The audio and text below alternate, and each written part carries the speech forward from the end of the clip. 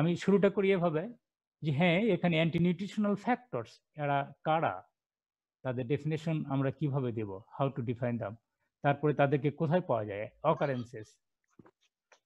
দেন তাদের অ্যাডভার্স ইফেক্টই বেশি আছে, বেনিফিশিয়াল ইফেক্ট এটা অন্যভাবে আসে, এটা বাদ দিতে হবে।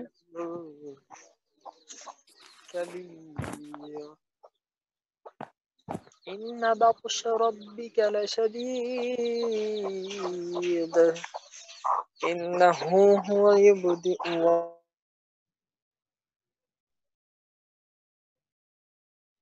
অ্যাডভার্স ইফেক্ট এটা আমরা আলাপ করব, যেহেতু অ্যান্টি নিউট্রিশনাল মানে নিউট্রিশনের বিপরীত, অ্যান্টি নিউট্রিশনাল। তারপরে যেহেতু তারা অ্যান্টি নিউট্রিশনাল ফ্যাক্টরস, তাদেরকে কিভাবে ডিঅ্যাক্টিভেট করা যায় সেটি কিছু প্রক্রিয়া আছে, এবং তাদের mode of action, adverse effect তারা কিভাবে করে, তাদের মোড অফ অ্যাকশন, এটি নিয়ে আমরা আলোচনা করব। ডেফিনেশনে যদি বলতে চাই, তোমরা এই একটি স্লাইডই কাজে তোমরা এটা লিখে নিতে পারো। By definition, what are they? What are they? That means what are anti-nutritional factors? They reduce nutrient intake, or they reduce digestion, or they reduce absorption and utilization. আমরা যে খাবারগুলো খাবো সেই খাবারের নিউট্রিয়েন্ট ইনটেককে তারা ইন্টারফেয়ার করবে এবং সেখানে তারা নিউট্রিয়েন্ট ইনটেক রিডিউস করে দেবে। তারা আমাদের ডাইজেশনে ইন্টারফেয়ার করবে, অ্যাবজর্পশনে ইন্টারফেয়ার করবে, তাদের পরবর্তীতে যে ইউটিলাইজেশন মানে মেটাবলিজমের সেখানে ইন্টারফেয়ার করবে। এভাবে তারা তাদের অ্যাডভার্স ইফেক্টকে এক্সার্ট করবে, এক্সিবিট করবে, এবং তার কারণে কি হবে? Causes depression in growth, performance and health. আমাদের গ্রোথ, পারফরমেন্স এবং হেলথ এটা ঠিক মতো হবে না। এবং এই যে মেকানিজম এখানে অলরেডি লেখা আছে, বিশেষ করে তারা প্রোটিন ডাইজেশনে ইন্টারফেয়ার করে, এবং প্রোটিন ডাইজেশনে ইন্টারফেয়ার করলে তাদের ডাইজেস্টিভ এফিসিয়েন্সি এটি কমে যাবে। তাহলে সোজা কথায় যদি বলি, তাহলে অ্যান্টি নিউট্রিশনাল ফ্যাক্টরস এগুলো আমরা যে খাবার খাই সে খাবারের মধ্যে এটি ন্যাচারালি থাকে, যেগুলো আমাদের যে নিউট্রিয়েন্ট তাদের ডাইজেশন, অ্যাবজর্পশন এবং ইউটিলাইজেশনে ইন্টারফিয়ার করে তাদের অ্যাক্টিভিটিকে কমিয়ে দেয়, সেগুলোকে বলবো আমরা অ্যান্টি নিউট্রিশনাল ফ্যাক্টর। এই অ্যান্টি নিউট্রিশনাল ফ্যাক্টরের মধ্যে হ্যাঁ এর বাইরেও আছে, এই কয়টা তোমরা একটু লিখে নাও। Trypsin inhibitor, lectins, goitrogen, gossypol. Sir আপনি কাইন্ডলি একটু সবাইকে মিউট করে দেন স্যার, তাহলে ওটা ভালো হবে। আমি তো মিউট কিছুক্ষণ আগেই করে দিলাম, তারপরে তোমরা অন করতেছো কেন? পার্টিসিপেন্ট যারা তারা অ্যাড হচ্ছে আর কি। হ্যাঁ ওইটাই, নতুন করে অ্যাড হলে আবার হ্যাঁ ঠিক আছে, কিছুক্ষণ পর আমি আবার। হ্যাঁ তোমরা এই লিস্টটা লিখে নাও। Trypsin inhibitor, lectins, goitrogen, গসিপল, সাইনোজেন, কনডেন্সটেনিন, ফাইটেড, ভিসিন, কনভিসিন। লিস্টটা তোমরা লিখে নাও, তারপরে আমরা আলাপ করি।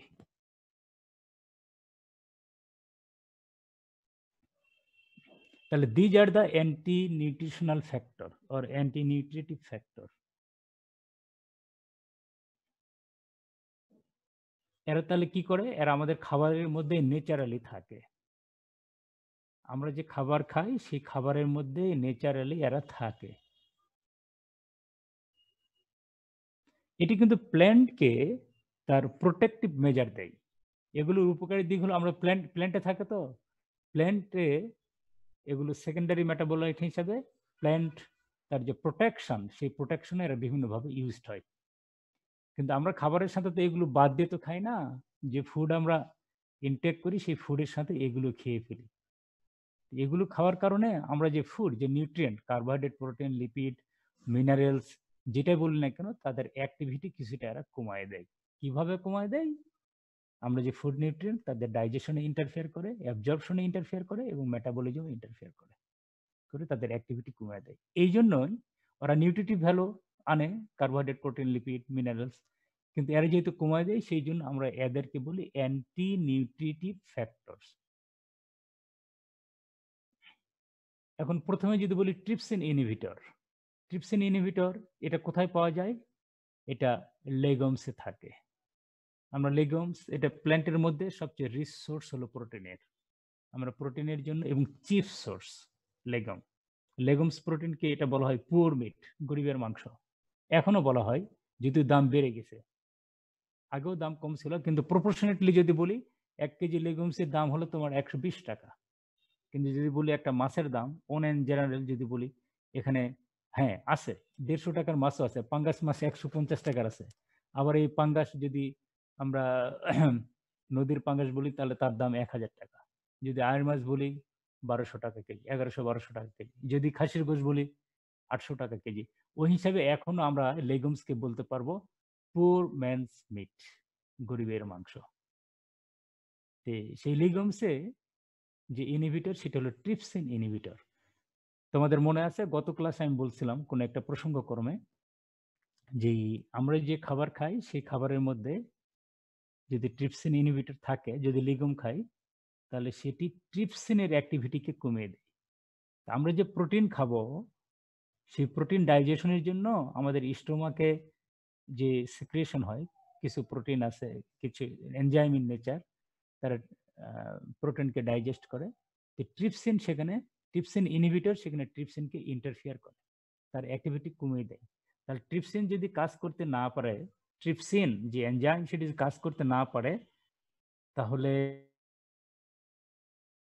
প্রোটিন সম্পূর্ণরূপে অ্যামাইনো অ্যাসিডে কনভার্টেড হতে পারবে না, পার্শিয়ালি হবে। কাজে কিছু কিছু পেপটাইড সেগুলো আনডাইজেস্ট অবস্থায় ফিসিসের মাধ্যমে বেরিয়ে যাবে, তার মানে প্রোটিনের কোয়ালিটি কমে যাবে।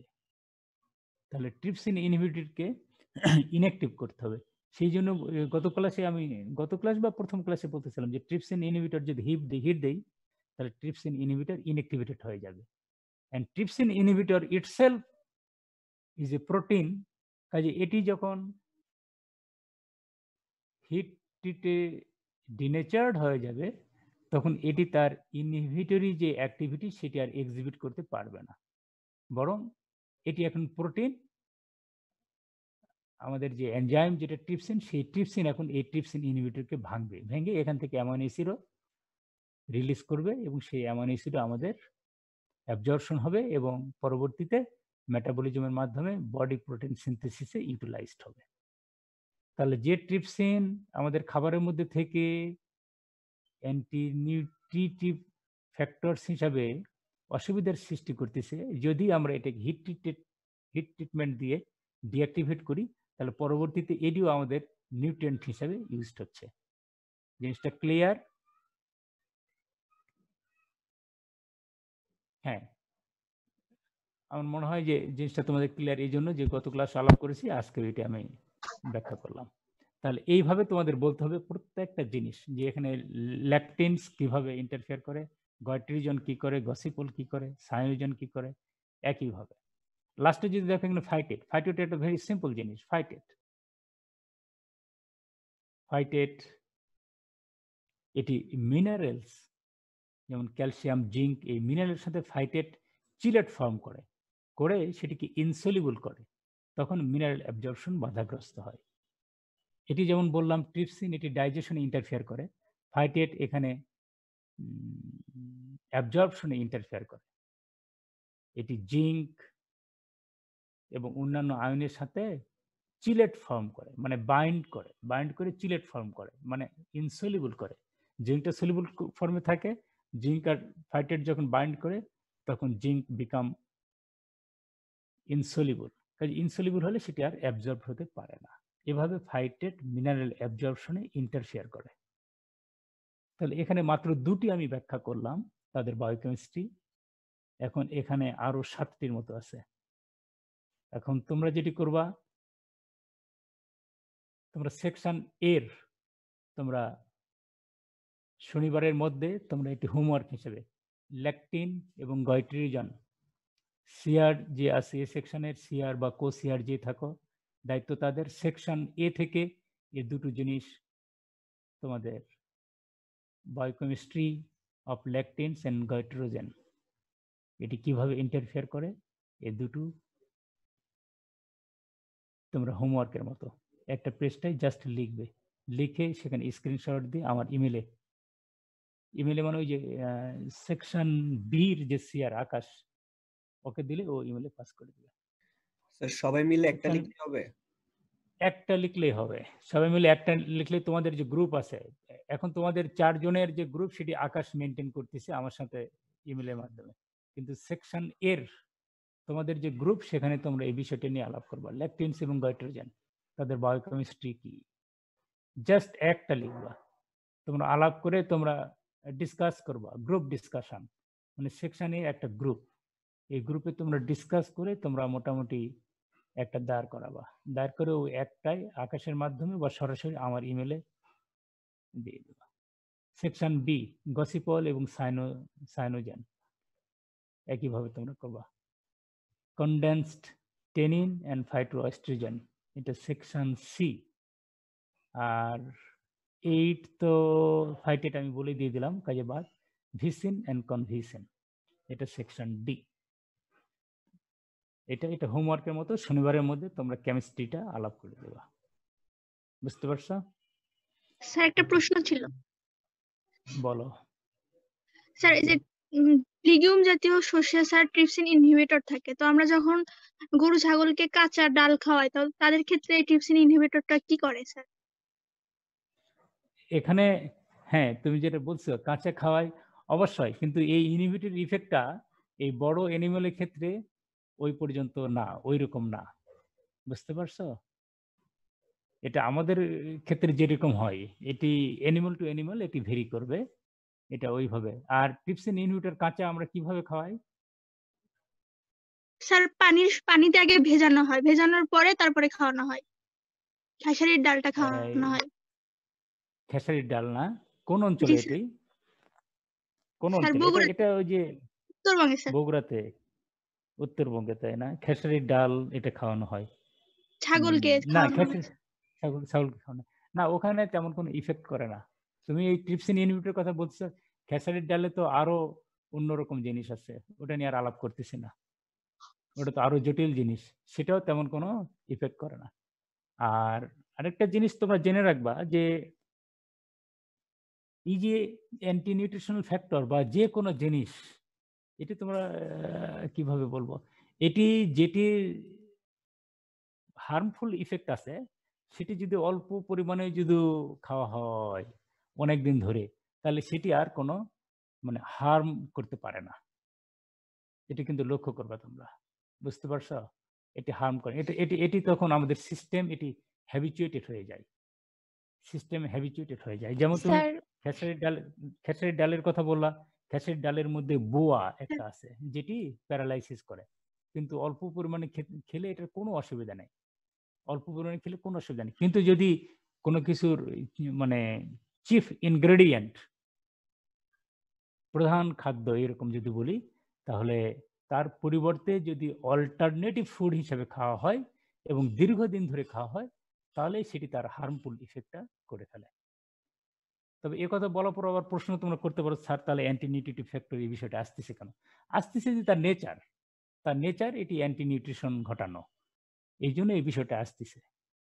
হ্যাঁ, তারপরে তুমি আবার প্রশ্ন করতে চাচ্ছিলা। স্যার ছোলা তো আমরা ভিজায় খাই, হ্যাঁ, তাহলে এক্ষেত্রে তো স্যার ট্রিপসিন ইনহিবিটরটা থাকার না কথা, না তাই না? না না না না না না আমি কিন্তু ওইটা বলিনি। তুমি যেটা বলতেছিলে যে খেসারির ডাল ভিজায় খাই সেই জন্য, আমি বলিনি তো যে খেসারির ডাল ছাগলকে ভিজিয়ে খাওয়ার জন্য সেটি হয় না, আমি কিন্তু তা বলিনি। ওটা অবশ্যই থাকবে, ভিজানোর জন্য নয়, ভিজানোর ট্রিটমেন্ট আলাদা। ভিজালে এর মধ্যে কোনো না কোনো অ্যান্টি নিউট্রিটিভ ফ্যাক্টর আছে, সেটা ভিজালে সেখানে জার্মিনেটিং স্টেজে যাবে, সেখানে এক ধরনের অ্যান্টি নিউট্রিশনাল ফ্যাক্টর আছে, সেগুলো রিমুভ হবে। কিন্তু ট্রিপসিনের ক্ষেত্রে না, ট্রিপসিনের ক্ষেত্রে যেটা করতে হবে সেটা হিট ট্রিট করতে হবে। এখানে ডিঅ্যাক্টিভেশন মানে এই যে অ্যান্টি নিউট্রিশনাল ফ্যাক্টর তাদেরকে ডিঅ্যাক্টিভেট করা, মানে তাদের অ্যাক্টিভিটিকে নষ্ট করা, এই নষ্ট করার বিভিন্ন উপায় আছে। কোনো ক্ষেত্রে শেকিং করতে হবে, কোনো ক্ষেত্রে হিটিং করতে হবে, কোনো ক্ষেত্রে সোকিং করতে হবে, কোনো ক্ষেত্রে যে সিড কোট সেটি রিমুভিং করতে হবে, এরকম বিভিন্ন উপায় আছে। কাজেই আমি কিন্তু তোমার ট্রিপসিন ইনহিবিটর যে খেসারির কথা তুমি বললা, সেখানে কিন্তু বলিনি যে এটা সোকিং করলে চলে যাবে আর আমরা সোকিং করে খাই না, তা কিন্তু বলি না। সোকিং করলে যেটা হয় সেটা আমি ওদিকে আলোচনায় যেতে চাচ্ছি না, তাহলে আবার আমার সময় এমনিতে শর্ট পড়বে। যেহেতু তুমি প্রশ্ন করেছো সেই জন্য আমি বলি, সোকিং করলে যেটা হয় খেসারির ডাল সোকিং করে খেতে হবে, ওইটা নেই, একটা আরেকটার সাথে মিলালে হবে না, ট্রিপসিনের ক্ষেত্রে না। খেসারির ডালে যেটা বলি বোয়া যেটি আছে, যেটি প্যারালাইজ করে, যদি সেটা লং টাইম ভাতের বিকল্প হিসাবে ইউজ করা হয়, যেটি রাজশাহী বেল্টে, এটি 70-এর দশকে, রাজশাহী বেল্টে 70-এর দশকে যখন খাদ্যাভাব দেখা দেয়, 1970-এর দশকে রাজশাহী বেল্টে খাদ্যাভাব দেখা দেয়, সেই সময় ওই অঞ্চলে খেসারি প্রচুর পরিমাণে চাষাবাদ হতো। এখন জি হয় স্যার। কিনা, এখনো হয় কিনা আই ডোন্ট নো, তবে ওই অঞ্চলে খেসারি প্রচুর পরিমাণে চাষাবাদ হতো। লোকজন তখন দুর্ভিক্ষকে মোকাবেলা করতে যায় ভাতের বিকল্প হিসাবে, আই রিপিট, ওই সময় খাদ্যাভাব দেখা দিলে ভাতের বিকল্প হিসাবে দীর্ঘদিন তারা ওই খেসারি রুটি না কি বলে এটা, আবার তোমরা স্যার মাইন্ড কলাই করবে, রুটি। কলাই কলাই কলাই বললে, রুটি স্যার। হ্যাঁ বুঝছি তো, ওইটা বললে কালাই তো আবার রুটি। মারামারি শুরু হবে। রাজশাহীর যারা আছে তারা তো বলবে স্যার এইভাবে বলতেছে, ওটার অনেক গল্প আছে। এনিওয়ে, তে ওইটা খাওয়ার কারণে তখন তাদের মধ্যে এই লেথারিজম এটা ডেভেলপ করে, বুঝতে পারছো? কাজে অল্প পরিমাণে খেলে কিচ্ছু হবে না, অল্প পরিমাণে খাইলে কিচ্ছু হবে না, প্রত্যেকদিন খাইলেও কিচ্ছু হবে না। কাজেই এগুলো অল্প পরিমাণে খাইলে বরঞ্চ বডি এটা রেজিস্ট্যান্ট হবে।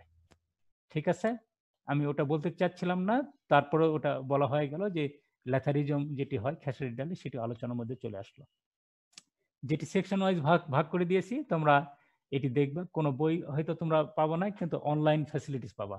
এবং তোমরা বাসায় গেছো তো, বিভিন্ন জন বিভিন্ন জায়গায় আছে, অনলাইন থেকে সংগ্রহ করে শনিবারের মধ্যে, শনিবার রাত 10টার মধ্যে আমার কাছে রিচ করার চেষ্টা করবা এটি।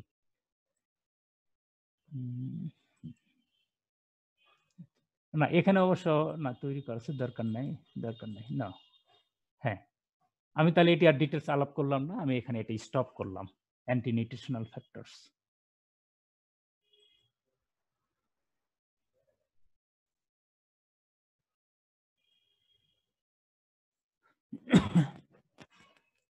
Nutritional factors, protein.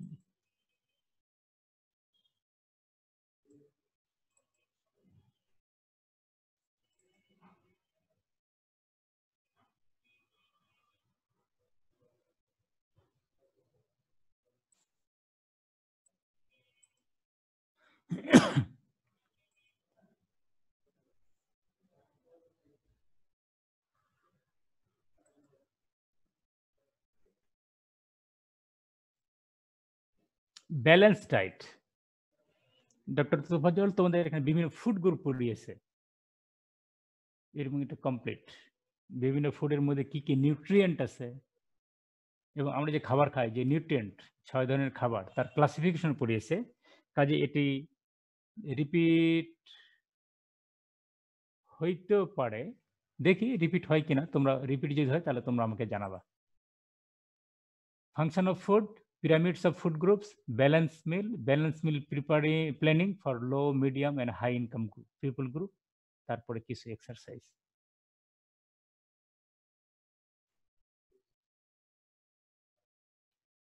হ্যাঁ, মেজর নিউট্রিয়েন্ট যদি বলি, যদিও নিউট্রিয়েন্ট 6 ক্লাসেস এরকম, কিন্তু এখানে দেখো এখানে প্রোটিন, কার্বোহাইড্রেট, ফ্যাটস, মিনারেলস এবং ভিটামিনস এভাবে আছে, ওয়াটারকে এখানে নিয়ে আসা হয়নি। তো ফাংশন যেটা প্রোটিনের মেইন ফাংশন বডি বিল্ডিং এবং তাদের সোর্স এগুলো। যদি কার্বোহাইড্রেটস এন্ড ফ্যাট বলি এনার্জি গিভিং এগুলো, এটা অনেক আগে থেকে তোমরা শিখে আসতেছ। মিনারেলস এন্ড ভিটামিনস প্রোটেক্টিভ এগুলো। তাহলে এখানে এই যে মেজর নিউট্রিয়েন্ট যদি বলি মেইন ফাংশন কি, body building, energy yielding, protective, ঠিকই তো আছে, body building, energy yielding, protective. তাহলে এদের উদাহরণ আছে।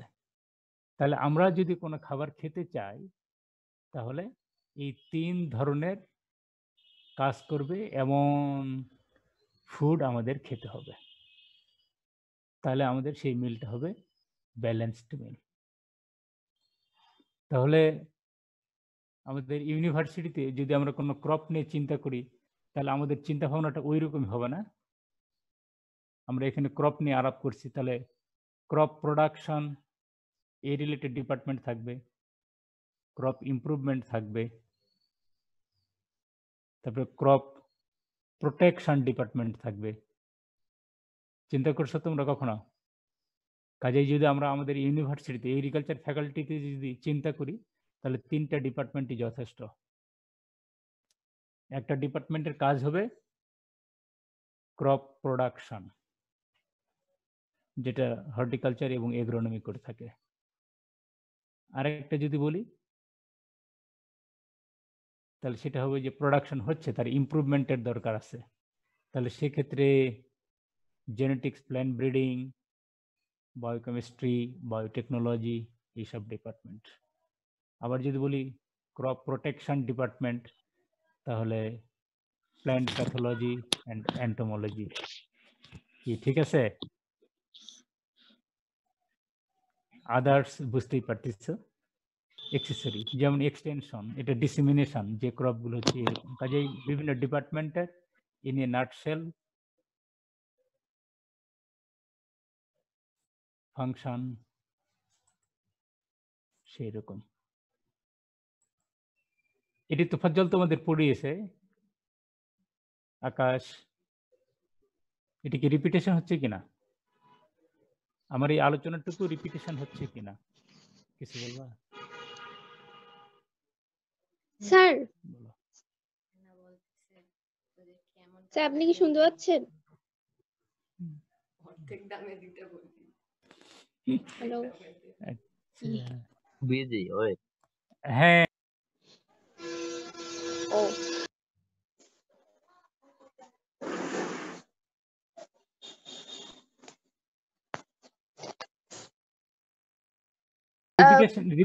রিপিটেশন হচ্ছে কিনা? হ্যাঁ সুপ্রভা, রিপিটেশন হচ্ছে কিনা? স্যার এটা তো পড়েছে। স্যার একটা কোশ্চেন ছিল যে 65 কেজি হেলদি এবং ওকে ওকে ঠিক আছে, অ্যাক্টিভ বুঝতে অ্যাডাল্ট পারছি, হিউম্যানের জন্য স্যার, বুঝতে পারছি, তখন বুঝতে কি এটা পারছি, দেব? জি স্যার। বুঝতে পারছি, পরে আসতেছি, তোমার প্রশ্ন আমি বুঝতে পারছি। ওকে, এটি আলাপ করে নেই 2-3 মিনিট, তারপরে তোমার প্রশ্ন আসি। তাহলে মেইন তোমরা মনে রাখবা যে একটি ইন্ডিভিজুয়ালের এনার্জি ইল্ডিং, বডি বিল্ডিং এবং প্রোটেক্টিভ এই 3 ধরনের খাবার গ্রহণ করতে হবে। যদি 3 ধরনের খাবার গ্রহণ করে তাহলে সেটি হবে ব্যালেন্সড মিল। এটি একটি জিনিস, এবং এটিকে ফুড পিরামিডে এটা এভাবে উল্লেখ করা আছে। আমার মনে হয় যেহেতু তুমি প্রশ্ন করছো সেখান থেকে আমি বুঝতে পারছি তোফাজ্জল তোমাদের ফুড পিরামিড পড়িয়েছে। ডক্টর তোফাজ্জল তোমাদের ফুড পিরামিড পড়িয়েছে, হয়তো ফিগার এটা আলাদা। জি যেমন স্যার এখানে সিরিয়াল পড়েছি। এন্ড মিলেটস, হ্যাঁ পড়বে, এটা তোমার প্রশ্ন থেকে বুঝতে পারছি। সিরিয়াল এন্ড মিলেটস, এখানে ভেজিটেবলস এন্ড ফ্রুটস, এটা মিল্ক, মিট, এগ, ফিশ, এটা পালসেস আর ফ্যাটস এন্ড সুগার। এখানে দেখবে যে এটা হাইস্ট অ্যামাউন্ট, এটা মডারেট, এটা লো কোয়ান্টিটি।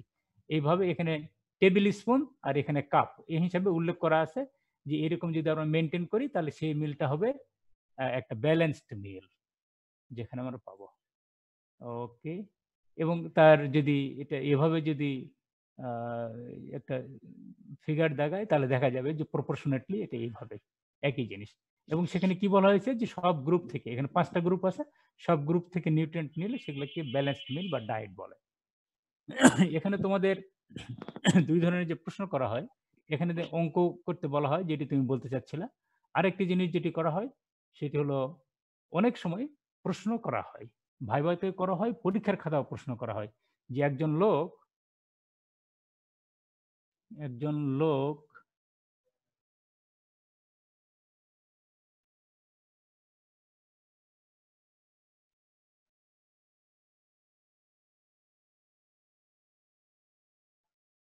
প্রশ্ন করা হয় যে একজন লোক দুপুরে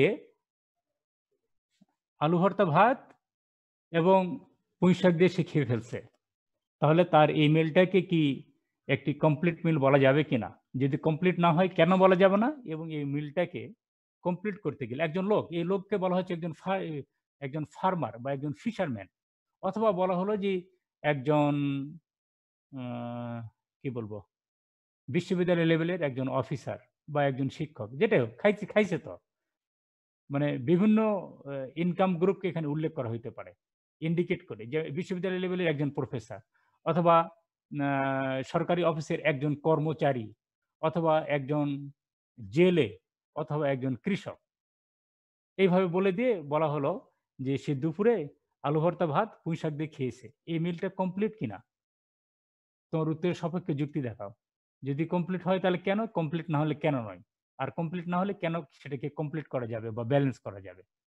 তাহলে এখানে লোকের প্রফেশন দিয়ে তার ইনকামকে ইন্ডিকেট করা হয়, প্রফেশন দিয়ে, সেটা কৃষক, জেলে, মজুর, খামার, এটা কৃষকের এই কথা বলে তার ইনকামকে ইন্ডিকেট করা হয়। বুঝতে পারছো? আর এখন তোমাদের দেখতে হবে যে যে কি খাইছে সেটি দিয়ে তোমরা দেখবা যে ফুড গ্রুপের কোন কোন ফুড খাইছে। যেমন সে ভাত খাইছে, কার্বোহাইড্রেট, এটা সিরিয়ালস। সে আলু খাইছে, সিরিয়ালস।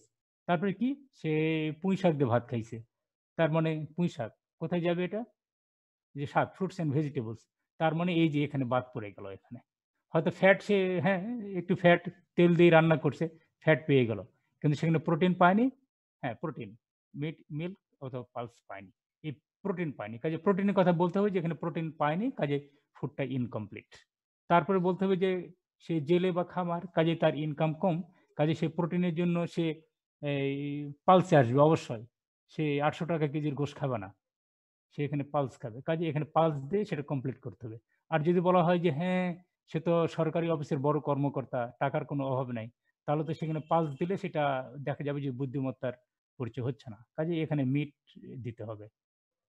এইভাবে প্রশ্ন করলে সেখানে ইনকমপ্লিট না কমপ্লিট মিল সেটা বলতে হবে, ব্যাখ্যা করতে হবে, এবং কমপ্লিটনেসের জন্য তার ইনকাম গ্রুপ, ইনকাম কেমন সেটাকে সামনে রেখে সেখানে সেটিকে অ্যাড করতে হবে। বুঝতে পারছো? অথবা বলা হলো যে এইরকম যে একজন লোক সে সচিব পর্যায়ের বা একজন বিজনেস ম্যাগনেট, সে রাত্রেবেলা সে কি করছে, সে ওই যে শুধু মিট খাইছে এরকম কিছু একটা ক্লু দিয়ে বলে দেওয়া গেল যে সে 1 কাপ ভাত খাইছে আর মিট খাইছে হয়তো 1 কেজি বিভিন্নভাবে, সে রোজলা খাইছে, ফ্রাই খাইছে, রোস্ট খাইছে, সে 1 কেজি মিট খাইছে, কাজে তার এই মিলটা কমপ্লিট কিনা, তাহলে সেটাকে কমপ্লিট কিভাবে করবা? কাজে এখানে ব্যাখ্যা থাকবে।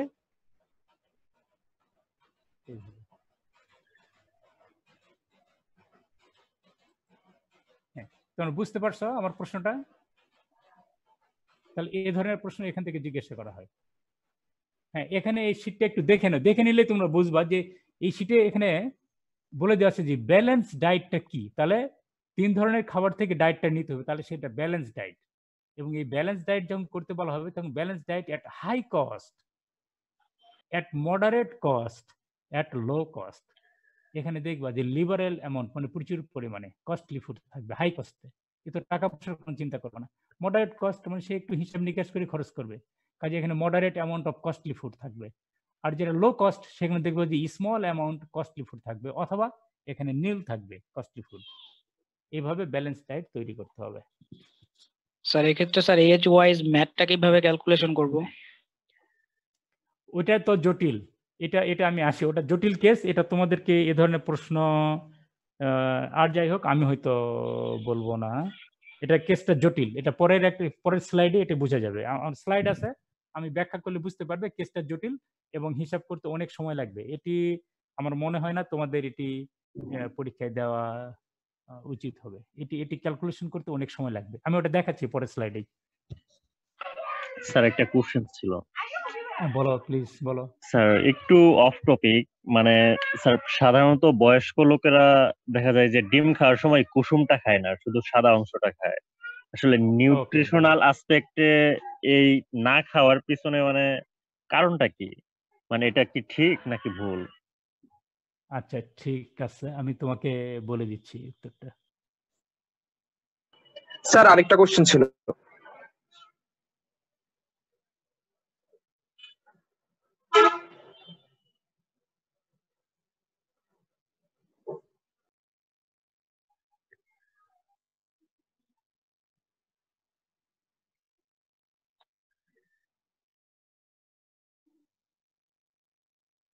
হ্যাঁ তোমাদের প্রশ্ন বলো, এটা খেয়াল করিনি স্যার।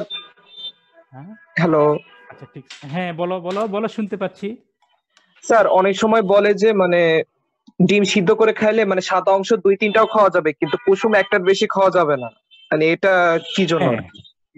ওকে, তোমার এই প্রশ্ন, হ্যাঁ তুমি যে প্রশ্ন করছো, আসলে যদি এইভাবে বলি যে আগের জন যে প্রশ্ন করছে সেই প্রশ্নের উত্তর দিতে তুমি আমাকে এটা কমপ্লিমেন্ট করলা, একটু হেল্প করলা, যেটা তুমি বলে ফেললা কিছুটা, আমি আমার বলাটা একটু কমে গেল। হ্যাঁ, আর কারো প্রশ্ন এই এই অ্যাসপেক্টে বলো।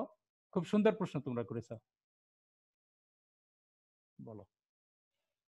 আর আর আর কেউ? That's a very good question, বলো। আর আর এই রিলেটেড কারো কোনো প্রশ্ন আছে? আচ্ছা, কারো কোনো প্রশ্ন নেই? জাস্ট বলি যে এইরকম বাস্তবতা, আমি যখন হ্যাঁ অনেকক্ষণ তো আমরা আলাপ করতেছিলাম একাডেমিক্সের বাইরে, প্রশ্ন আনসার দিই গল্পের মাধ্যমে। আমি যখন 2002 সালের সুইডেন যাই ভিজিটিং সায়েন্টিস্ট হিসাবে, আমার বিচিত্র অভিজ্ঞতা। আমার পাশে একজন ইয়াং ম্যান, মানে 6 ফিট হাইট হবে এরকম আর কি, টল ফিগার, ভেরি স্মার্ট গাই। সে 8টা ডিম সিদ্ধ দিয়েছে। আমি তখন মনে করলাম যে আমি পাশে রান্না করতেছি, ওর পাশে 8টা ডিম সিদ্ধ, 8টা মানে 2 হালি। আমি মনে করলাম যে ও কি কয়েকদিনের জন্য সিদ্ধ করে রাখতেছে কিনা, বা কয়েকজন মিলে খাবে কিনা। আমার রান্না করার এর ভিতরে সে 8টা ডিম সে খোসা ছড়ায়ে ডিমের কুসুমগুলো আলাদা করে সে 8টা ডিম খেয়ে ফেললো। বুঝতে পারছো? এইটাই। গতকাল যখন সন্ধ্যার পর ব্যাডমিন্টন খেলতেছিলাম, তখনই একজন প্রশ্ন করতেছিল যে ডিম দিনে কয়টা খাবো। তারপর আরেকজন বলছে ভাই সকালে তো একটা খেয়েছি, এখন এটা খাবো, খাইলে কি কুসুম সহকারে খাবো না কুসুম ছেড়ে খাবো? হ্যাঁ, ইট ডিপেন্ডস অন এজ। প্রথম কথা হলো it depends on age. If you are below 40, 2টা ডিম 3টা ডিম খেতে পারবা, নো প্রবলেম। যদি অ্যাভাব 40 হয় তাহলে 2টা ডিম খেতে পারবা, তবে সেক্ষেত্রে ওই একটা ডিম গোটা খাও কুসুম সহকারে, পরের ডিমগুলোর কুসুম ফেলে দিয়ে খাও, এটা ওয়াইজ, এটা ওয়াইজ। তবে খাইলে যে একদম পরের দিনই যে একদম তোমাকে অক্কা পেতে হবে, পটল তুলতে হবে, বিষয়টা ওই রকম না। খেয়াল করছো? পটল তোলার জন্য কিন্তু খেতে যাওয়া লাগবে না, এটা পটল তোলা, বিষয়টা ওই রকম না, অত ভীতিকর বিষয় না। তোমাদের আনসার হয়ে গেছে। এখন অন্য কথাটি বলি, সেটি হলো আমাদের একটি রং কনসেপ্ট যে কোলেস্টেরল, মানে কোলেস্টেরল আসিতেছে, এখন এখানে পালাতে হবে, বিষয়টা এইরকম যে কোলেস্টেরল হাই, ভীতিকর অবস্থা, একটা ডাহা মিথ্যা কথা এবং রং কনসেপ্ট। কোলেস্টেরল, কোলেস্টেরল যতটা মানে ক্ষতিকারী তার চেয়ে বেশি উপকারী। Cholesterol, cholesterol is the precursor of many important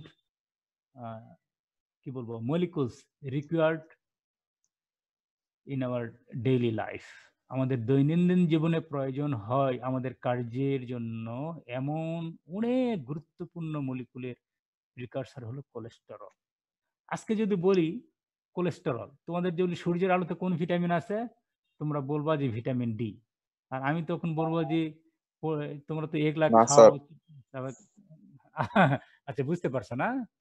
তখন আমি অনেক সময় বলি যে সূর্যের আলো থেকে ভিটামিন ডি কিভাবে খাবা, বলে হা করে তাকে থাকবা, তাহলে মুখ দিয়ে সূর্যের আলো ঢুকে ভিটামিন যাবে। নো, এটা আমি তোমাদের ক্লাসে ব্যাখ্যা করেছি। সূর্যের আলোতে কোনো ভিটামিন নাই। আছে কোথায় ভিটামিন? তোমরা বলো চামড়ার নিচে। চামড়ার নিচে ভিটামিন আছে? নো, চামড়ার নিচে যেটা সেটা হচ্ছে cholesterol, 7-dehydrocholesterol. That 7-dehydrocholesterol is converted to vitamin D. Vitamin D যদি না হয় তাহলে ক্যালসিয়াম অ্যাবজর্পশন হবে না। ক্যালসিয়াম মানে আমাদের দৈনন্দিন জীবনে একটি very important mineral. Not only বোন ফরমেশন, আমাদের মেটাবলিজমে ক্যালসিয়াম হেল্প করে। অনেক গুরুত্বপূর্ণ একটি মানে কম্পোনেন্ট বা মিনারেল ক্যালসিয়াম। বোন ফরমেশন করতেছে, আবার এদিকে মেটাবলিজম হেল্প করতেছে। কিন্তু কোথা থেকে আসতেছে? কোলেস্টেরল থেকে। কিভাবে এখানে হেল্প করবে? কোলেস্টেরল থেকে ক্যালসিয়াম আসতেছে তা নয়, কোলেস্টেরল থেকে আসতেছে ভিটামিন ডি। ভিটামিন ডি যদি না থাকে তাহলে ক্যালসিয়াম অ্যাবজর্পশন হচ্ছে না, মানে ক্যালসিয়াম তুমি পাবো না, এরকম একটা জিনিস। আজকে যদি বলি cholesterol, cholesterol is the precursor of prostaglandins and prostaglandins.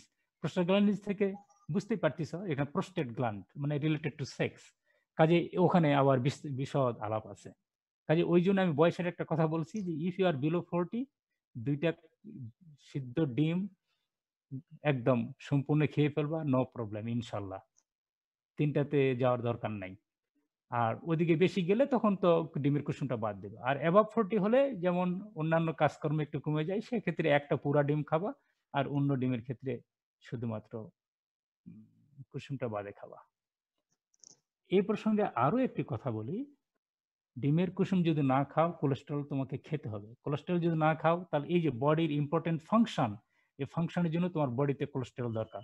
সেই কোলেস্টেরল তোমার বডিকে সিনথেসিস করতে হবে, কাজেই সিনথেসিস করতেই হবে। এই সিনথেসিস করতে গেলে তোমার লিভারের উপর অনেক বেশি চাপ পড়বে। লিভার নিজে নিজে কোলেস্টেরল সিনথেসিস করে। তোমার বডিতে যে পরিমাণ কোলেস্টেরল লাগবে, যে কোলেস্টেরল থেকে অন্যান্য কম্পোনেন্ট তৈরি হবে, কোলেস্টেরল যা নিজের কাজ করবে, যে পরিমাণে কোলেস্টেরল দরকার সেই পরিমাণ কোলেস্টেরলকে লিভারকে সিনথেসিস করতেই হবে। তাহলে তুমি যদি না খাও তাহলে তোমার লিভারের ফাংশন অনেক বেড়ে যাবে, লিভারকে এটি করতেই হবে। কাজে লিভারের উপর চাপ অনেক বেড়ে যাবে। কাজে লিভারের অনেক কাজ, কাজে লিভারের উপর চাপ যদি কমাতে চাও তাহলে সেক্ষেত্রে তোমাকে কোলেস্টেরল খেতেই হবে। ফাইনালি যে কথাগুলো বলবো, তোমার যে প্রশ্ন করছো সেটি একটি মানে রং কনসেপ্ট থেকে এবং প্রচলিত যে রং আইডিয়া আমাদের সমাজে আছে সেখান থেকে। কোলেস্টেরল ভীতিকর কোনো জিনিস না। হ্যাঁ, শুধুমাত্র ফর দ্যাট ইন্ডিভিজুয়াল যারা অলরেডি কোলেস্টেরলের ভারে ভারাক্রান্ত, যাদের কোলেস্টেরল পরিমাণটা অনেক বেশি হয়ে গেছে, এটাও ইন্ডিভিজুয়াল টু ইন্ডিভিজুয়াল ভেরি করে। যাদের অলরেডি কোলেস্টেরল হাইপার কোলেস্টেরোলেমিয়া আছে তাদের ক্ষেত্রে, যাদের নাই তাদের ক্ষেত্রে কোনো অসুবিধাই নেই। আমার মনে হয় বিভিন্ন আঙ্গিকে বিভিন্ন মাত্রায় আমি উত্তরটা দিয়েছি। এখানে যার জন্য যতটুকু প্রযোজ্য তোমরা ততটুকু গ্রহণ করবা। তারপরেও যদি কারো কোনো কোয়ারি থাকে বলতে পারো। স্যার বলো। স্যার হার্টের রোগী তো তাহলে কুসুম খাবে না, তাই না? আমি তো অলরেডি বলেই ফেলেছি বাবা, এটা আমার প্রশ্নের উত্তরেই তো আছে। হার্টের রোগী মানে হাইপার টেনশন আছে, মানে সেখানে হাইপার টেনশন আছে মানে কি, তার ব্লাডের যে আর্টারি, সেই আর্টারির ইনার ভেসেল সেটি থিকেনিং হয়ে গেছে, মানে ওখানে অলরেডি কোলেস্টেরল ডিপোজিশন শুরু হয়ে গেছে, বা এটা অনেক আগে থেকে শুরু হয়, এটা শেষের পর্যায়ে। এখন তার পাম্প মানে হার্টকে বেশি বেশি পাম্প করতে হচ্ছে, এই জন্য তার হাইপার টেনশন হয়ে গেছে। তো কোলেস্টেরল তার ব্লাড আর্টারিকে থিকেনিং করে ফেলছে, তাহলে তার জন্য তো কোলেস্টেরল এক্সেস হয়ে আছে, তার তো আর কোলেস্টেরল খাওয়া দরকার নাই। বুঝতে পারছো? তার জন্য কোলেস্টেরল খাওয়াটা ঠিক হবে না। জি স্যার। এই কোলেস্টেরল থিকেনিং হলেই যে এটা ভীতিকর একটা বিষয় যে একদিনে হয়ে গেল তা নয়। এটা কোলেস্টেরল, এই যে তোমরা দেখতেছো যে বাইপাস সার্জারি হচ্ছে, এখানে হার্ট অ্যাটাক হচ্ছে, এটি অনেক আগে এটি ইন্ডিকেশন পাওয়া যায়। যখন কোলেস্টেরল থিকেনিং শুরু হয় তখনই দেখবা যে অনেক হাঁটার পরে বা পরিশ্রম করার পরে দেখবা যে হ্যাঁ একটু পেইন করতেছে বা একটু অল্পতেই কি বলে হাঁপিয়ে যাচ্ছে, সেই ক্ষেত্রে ধরে নিতে হবে যে something wrong inside your artery. তখন থেকে সচেতন হলে ইনশাল্লাহ কোনো অসুবিধা নেই। কিন্তু আমরা অসচেতনভাবে লাইফ লিড করি, সেই জন্যই আমরা এই ধরনের অ্যাক্সিডেন্টের সম্মুখীন হই। ওকে, তাহলে কি আমরা পরের স্লাইডে যেতে পারি? কি আছে? ও এটি তোমাদের বলতেছিলাম, এই যে এখানে balanced meal planning for low, medium and high income group, এটির উত্তর অলরেডি দিয়েছি। যে প্রশ্ন বিভিন্নভাবে থাকলে সেখানে ব্যালেন্স মিল করতে গেলে কি কি করতে হবে, যেটা একটি প্রশ্ন করে উত্তর বা এক্সপ্লেন করলাম এটি। আর তোমরা যেটা অঙ্ক করতেছিলা, এইরকম বিভিন্ন অঙ্ক এরকম থাকতে পারে, কিন্তু এটা জটিল। এটা দেখি, এটা নেক্সট ক্লাসে আমি ডিসিশন নেব অন্যান্য কলিগের সাথে আলাপ করে। তোমরা যে ওই যে একটা প্রশ্ন বলতেছিল না, এইরকম calculate the energy requirement for both male and female, male female আলাদা হবে, or adults having age 20 years of age, height এত, ওয়েট এত কেজি। ওই যে মেল ফিমেলের দুটো করে দেওয়া আছে না, মেলের এত, ফিমেলের এত, মেলের এত কেজি, ফিমেলের এত কেজি, তাহলে কি হবে? তারপরে এখানে স্পেশাল কন্ডিশনে হইতে পারে যে প্রেগনেন্ট অথবা ল্যাকটেটিং মাদার্স বা ডায়াবেটিক পেশেন্ট, তাদের কেমন হবে। এই বিষয়গুলো নিয়ে তোমাদের আগে কখনো আমরা এটার প্রশ্ন রাখিনি, দেখি তারপর চিন্তা ভাবনা করে দেখি, এটি নেক্সট ক্লাসে এটি নিয়ে আসবো যে কি করা যায় তোমাদের। অলরেডি তোফাজ্জলকে আমি বলবো না, তোফাজ্জল কি তোমাদের কোনো অঙ্ক দিয়েছে এখান থেকে এরকম? No sir. না স্যার না, দেওয়ার কথা নয়। ওকে, আমি নেক্সট ক্লাসে এটা ডিসিশন নেব কি করব। তাহলে এখানে ব্যালেন্স মিল সম্বন্ধে তোফাজ্জল যেটি পড়েছে আর আমি যেটা আলাপ করলাম এইটুকুই। তোমরা এইটুকুই কিন্তু পড়বা যে লো, মিডিয়াম এবং হাই ইনকাম গ্রুপে ব্যালেন্স মিল কিভাবে তৈরি করতে হবে, এটা কিন্তু পড়বা। এটা আমি ইন্ডিকেট দিয়েছি, ব্যালেন্স মিল কি, ফুড পিরামিড কি, আর কিভাবে মিল তৈরি করে সেটি। আর ওয়ার্কশপ বা এক্সারসাইজ এটি ডিসিশন পড়ের। তাহলে তোফাজ্জল পড়লেও আমি এখানে পড়িয়ে দিলাম, রিপিটেশন হয়েছে, যদি হয়ে থাকে অসুবিধা নাই। ব্যালেন্স মিল কমপ্লিট।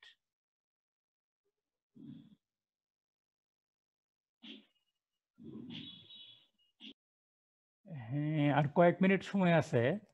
আমি এই কয়েক মিনিট মাত্র সময়, বুঝতে পারছো? তাহলে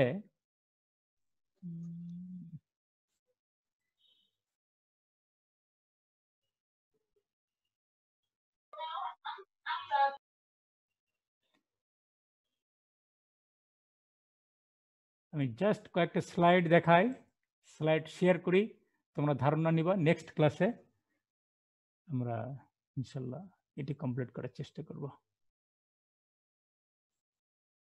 এনার্জি রিকোয়ারমেন্টে এখানে কিছু টার্মিনোলজি আছে, R Q, BMR, BMI, SDA, food energy, factors affecting nutrient requirement, meal planning এটা আজকে আলাপ হয়ে গেল, ব্যালেন্স মিল প্ল্যানিং এটা আলাপ হয়ে গেল, এনার্জি রিকোয়ারমেন্ট যে অঙ্কের কথা বললাম ওয়ার্কশপ ক্যালকুলেশন সেটা।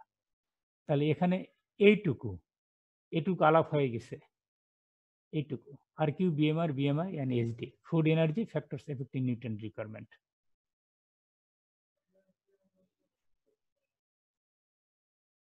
এখানে রেসপিরেটরি কোশেন্ট টার্মিনোলজিটা লিখো, তোমরা এটি জেনে আসবা যে আমরা যে খাবার খাই সেখানে আমরা কি করি, we take oxygen and we exhale carbon dioxide. আমরা অক্সিজেন গ্রহণ করি, কার্বন ডাইঅক্সাইড বের করি। এই যে ভলিউম, তার যে প্রপোর্শনালিটি, সেটিকে রেসপিরেটরি কোশেন্ট বলা হচ্ছে। রেসপিরেটরি কোশেন্ট কার্বোহাইড্রেট জাতীয় খাবারের একরকম হয়, লিপিড জাতীয় খাবারের অন্যরকম হয়, ফ্যাট যেটি, আবার প্রোটিনের জন্য অন্যরকম হয়।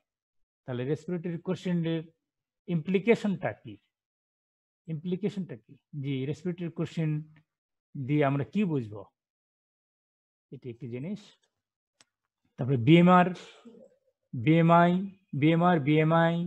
আরডিআই এবং ফ্যাক্টরস এফেক্টিং বিএমআই, সেখানে একটা পার্সন তার যে সারফেস এরিয়া কতটা মোটা বা কি বলে থিন, সেটি কিভাবে ভ্যারি করে, জেন্ডার কিভাবে সেটি এফেক্ট করে, এজ এবং গ্রোথ, তার বিএমআর বেজাল মেটাবলিক রেট মানে মিনিমাম এনার্জি কতটুকু রাখে সেটি কিভাবে ভ্যারি করে, ওয়েট কম বেশি হলে কি হয়, ফিজিক্যাল অ্যাক্টিভিটি কম বেশি হলে কি হয়, অ্যাথলেটসের কি, আর যারা লেজি তাদের কেমন হবে, হরমোনাল অ্যাক্টিভিটি, অনেকের হরমোনাল অ্যাক্টিভিটি হাইপোথাইরয়েডিজম, সেখানে বিএমআর কেমন হবে এটি। তারপরে বিএমআই, এখন বিএমআই দিয়ে বোঝা যাচ্ছে যে আমরা নর্মাল হাইটে আছি বা নর্মাল আমাদের গ্রোথ বা নর্মাল হেলথ, না আমাদের ওবেজ, এইরকম একটা রেঞ্জ আছে যে ওভারওয়েট না ওবেজ বিএমআই দিয়ে। হ্যাঁ, এই বিএমআই তোমরা দেখবা, তোমরা হয়তো জানো যে বিএমআই এটা হাইট ওয়েট কত কেজি সেটাকে হাইট দিয়ে ভাগ করতে হয়, ভাগ করে তোমরা নিজেরা দেখবা নিজেদের বিএমআই। আগামী ক্লাসে তোমরা বলবা যে তোমরা নিজেরা তোমরা কি আন্ডার ওয়েট না হেলদি ওয়েট, ওভারওয়েট না ওবেস। ওয়েট কেজিতে ওয়েট, সেটাকে ভাগ দেবা হাইট দিয়ে 2 বার গুণ করবা, হাইট ইন্টু হাইট, নিচে ভাগ দেবা হাইট ইন্টু হাইট, এটা হাইটটা নিতে হবে মিটার স্কোয়ারে। তারপরে দেখবে এই রেঞ্জ 20 to 24, 25 to 29 আর গ্রেটার দেন 30, এটা obese. SDA specific dynamic action, এর আরো নাম আছে টিএফ বা ডিআইটি। আর সিগনিফিকেন্স অফ এসডি, এগুলো নিয়ে তারপর এনার্জি, এটা তোমরা জানো, এগুলা আন্ডারগ্রাজ বলতেছে, এটা ইন্টার